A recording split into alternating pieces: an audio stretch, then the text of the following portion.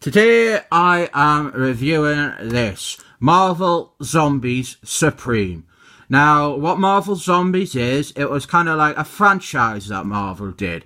It began in Fantastic Force by Mark Milbaugh and Gregory Land. They did a story where there was an alternate Earth that was overrun with super-powered zombies. It was a really good story. It was kind of like an action horror sort of thing. But that story was so popular that they spun the Marvel Zombies off into their own series, written by Robert Kirkland from The Walking Dead.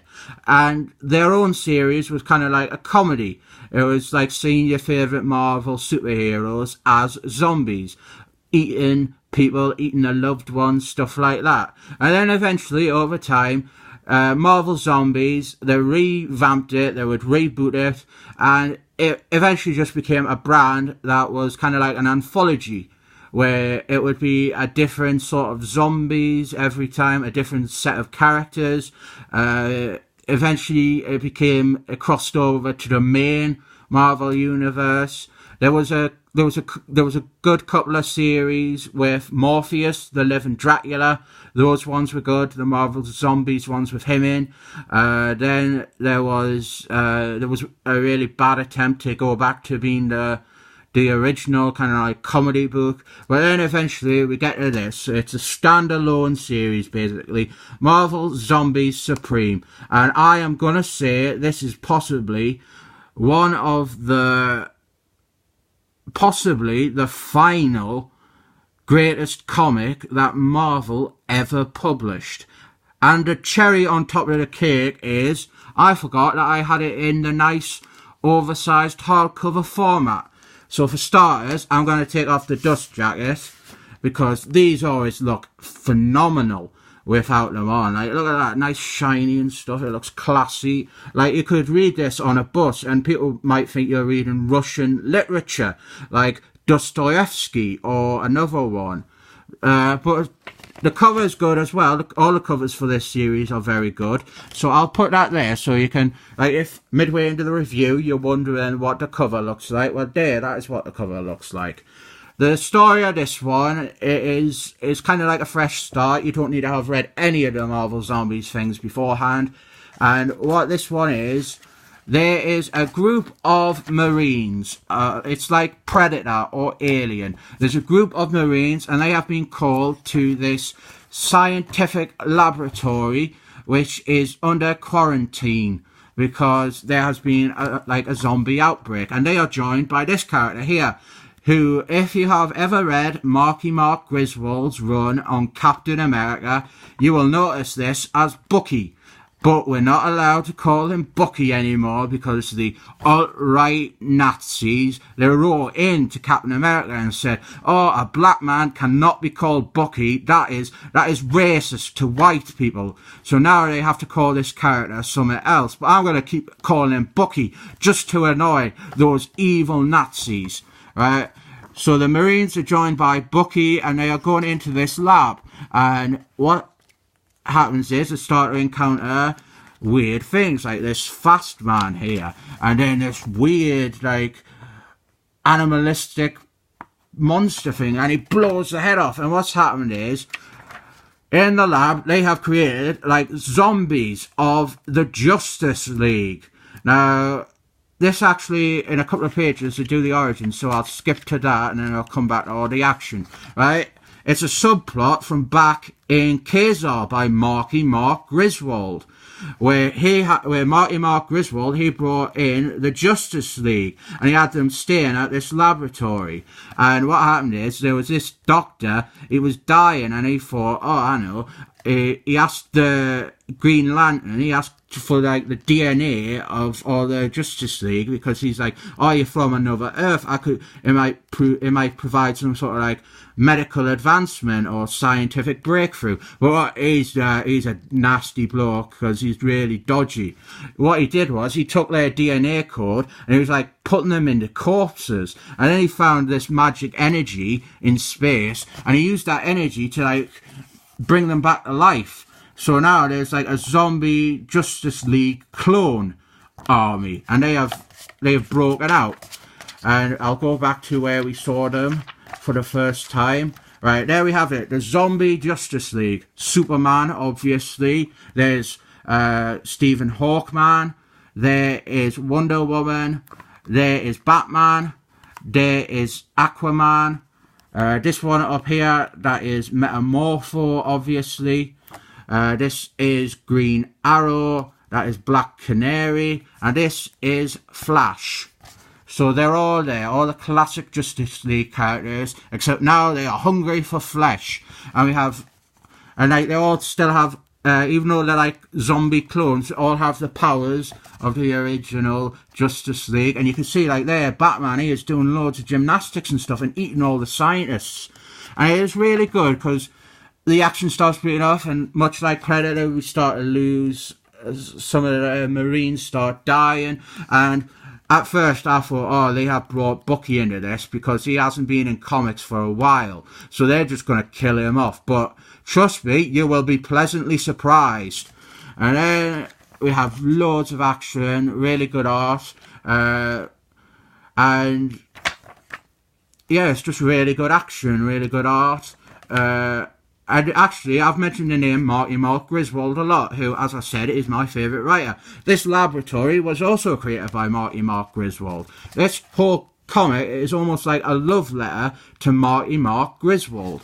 So, bonus points for that as well. And then we've got this here. This is one of the Justice Leagues. I don't know which one of the least popular ones.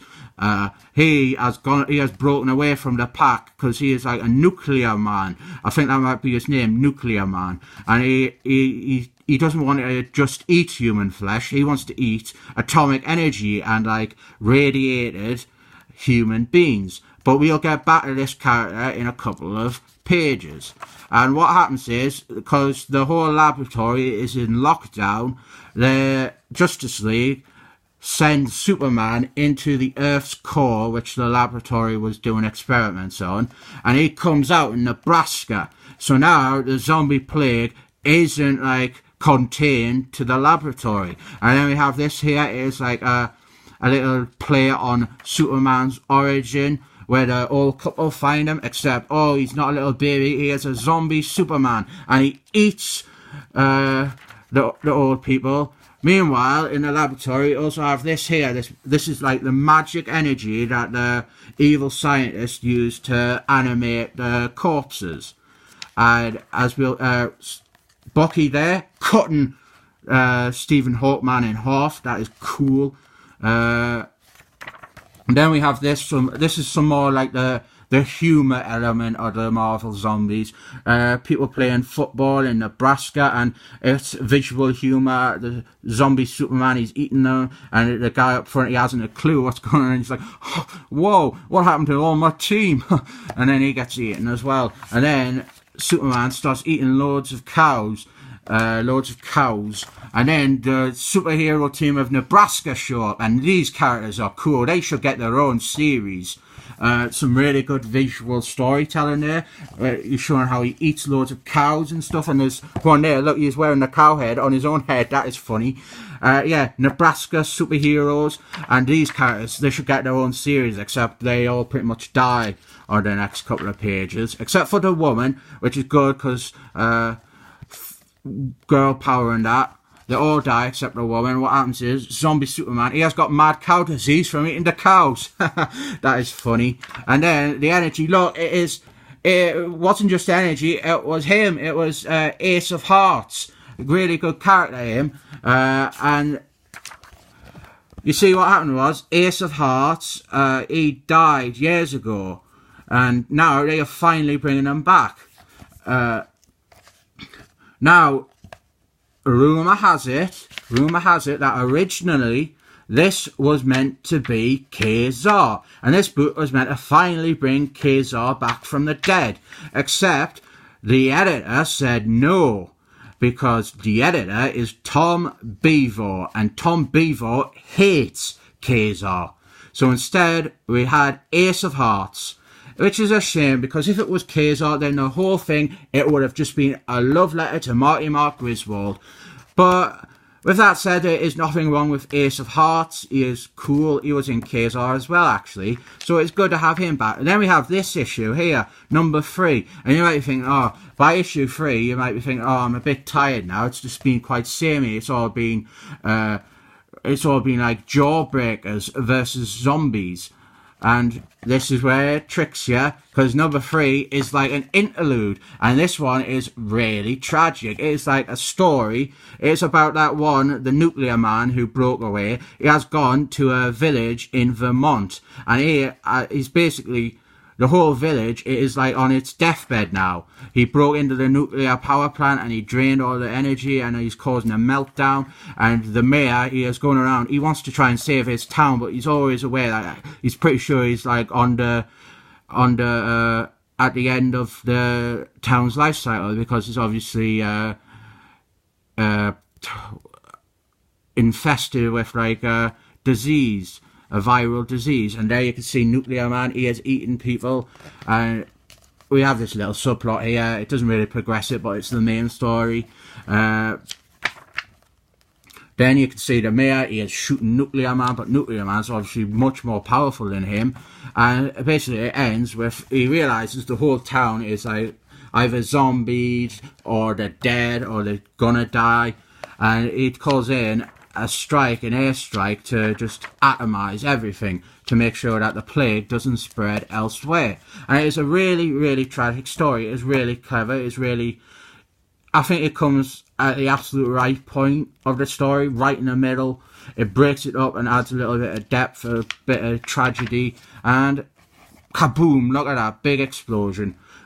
But I must say, a bit of a mistake, because he is a nuclear man.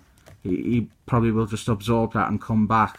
We don't have any more info on that, though. We just assume that everything went fine. And there, as you can see, fantastic cover of Ace of Hearts. And this one is mostly concerned with bringing you up to speed with Ace of Hearts, while continuing on with the Zombie Justice League. We're down to about 3 or 4 Marines now. This is like the gruff, sexist one, and he is fighting against Green Arrow. Is a gun faster than the Arrow? Probably not, because actually probably yes, because he would have to keep on reloading. So he could just keep pressing the trigger. So it's this is kind of a one-sided competition, but nevertheless they both end up worse for wear. And then, look, but he cuts off Stephen Hawkman's head now. Really cool. He is mutilating this fella. And then we have zombie Aquaman. He gets his leg shot off. And this is another loose end, actually. Shoots off his legs, shoots off his arms, leaves him as just a torso and a head. But that is the last time we see him. Technically, there is still a zombie Aquaman alive in the Marvel Universe, except he can't move and he can't do much of anything. He'll just be like sat in a corner going, "I'm hungry. Can you come over here and let me bite you?" He might be able to wobble a bit. And there's the scientist that caused all this. He was dying, so he thought, I know, if I come up with some way to stop dying, but he's unleashed the zombie plague, and now he's kind of like half zombie, half human, and he's like, oh, you are all weak, you should be like me, half dead, half alive. And then we start getting Ace of Hearts backstory, and it is really well told visually. They have chosen to do it with playing cards. So there we have Ace of Hearts, there we have his origin with his dad dying. Then there was a time when he was Iron Man's sidekick. A lot of people forget that one. He was officially Iron Man's sidekick for a few issues. Then we have him with his girlfriend. Then we have him when he was in space and he started falling apart. Then there he is being emo, and that I think that's maybe when he died, but it's not particularly well drawn. Then we've got this is like a proper in-depth look at his origin. He was a poetry major and his dad was a scientist, and he was like, typical fucking comics gay troll, or like, poetry is for gays. No son of mine's gonna be a gay. All superheroes should be white males with blonde hair. But he's like, no, I love me poetry. But then, fortunately for everyone, evil government agents come in and shoot the horrible Nazi dad. and he dies, and what happens is Ace of Hearts, he falls in like an experimental tub of a vat of experimental fluid, and he becomes a superpowered energy superhero. And then we get some more of his backstory, like when he fought the Hulk, when he fought Iron Man, when he fought the Thing, and when he fought Spider-Man. And then this is actually referring to his first and only ever series, his solo series. This is when his girlfriend turned out to be an alien, and his mother was an alien, and they went to a planet, and basically they were just conning him into saving their lives, like using his energy to make their son keep on living. And then, once he'd done that, he wasn't welcome there. He was like, no, you've done it for us. You're not one of us. And then we've got some more of his backstory. This was in the 90s when he was friends with the Silver Surfboard. And then this is one of the best stories ever written. This is Avengers Infinity. There is Kazar there. There is the beautiful bald woman, Moondragon. There is Thor, played by Chris Hemsworth. There is Captain Marvel, the real one, Monica Rambeau. There is Cheetah, and there is him. And then we get on to this. This is Jeff Johns' disastrous run on Avengers. Basically, Ace of Hearts was made into an absolute jerk and a paedophile, basically. There you go. This is when he dies. For some reason, he is drawn with blonde hair, because obviously Jeff Johns, he is friends with Evan Cypher. So Jeff Johns is probably a bit of a Nazi himself. So he turned him into a Aryan hero. And then he blew up because he realised he was a paedophile or something. And then we're back to the present.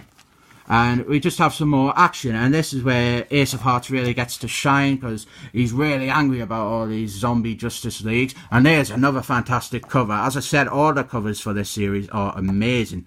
This one is Ace of Hearts fighting Superman, so that is a cool image. And then basically we have some more action, and the story ends with Ace of Hearts. He uses his energy powers first to kill off the Metamorpho Man, and then kill off all the zombies, and then he takes all the energy out of the Justice League zombies and all the other zombies, so they all die. There's nothing animating them. And there he is there. Kaboom! I'm taking away all my energy back, so none of you can live. And then we end. It's a nice happy ending with well, there's only like 2 Marines left, and Bucky, who lives to the end, surprise, surprise. And Ace of Hearts, he has fallen in love with the leader of the Marines. I forgot to point out, the leader of the Marines is a woman. This is so ahead of its time, fucking 2011, woman in charge. And we end with, the Justice League, they're like the worst superheroes ever if they came and destroyed so many lives. But then Bucky's like, no, we should remember them as the heroes they were before a mad scientist made them into cannibalistic zombie clone things. And then we end here with, like, it's a little it's kind of like the post-credits scene. There's a woman, she's on a date, she's like, oh, I've brought some food. But no, look, it's him, the evil mad scientist, he's still around, and he ate her date. And you might think, oh, that is setting up a sequel. But no, this has never been referred to again, even though there is an evil zombie man lurking around, as well as an Aquaman torso lurking around the Marvel Universe. And there's the only bonus, which is a variant cover to issue 1. That is Superman there as a zombie. And then we have just got some pages, and then we're over. This is really good, honestly. I love it. It's fantastic. There was sort of a sequel to this, but unfortunately the writer got fired after 2 issues, and the writer they brought on to replace him for the remaining 3, he was rubbish. He just sort of like killed off all the characters, and you didn't get the sense of, like, with this you get the sense that he really loves the Mark Griswold characters and Ace of Hearts and stuff like that. But in the sequel series, you get 2 issues of this writer clearly loving characters, bringing in a bunch of obscure characters and giving them a chance to shine. But then third issue of the sequel series, new writer kills off most of them. But I'm not going to let the sequel, I think it was called Marvel Zombies Destroy, I'm not going to let that ruin this, because this as a standalone is fantastic. And as I said, I think this might be one of the last truly great comics that Marvel ever published.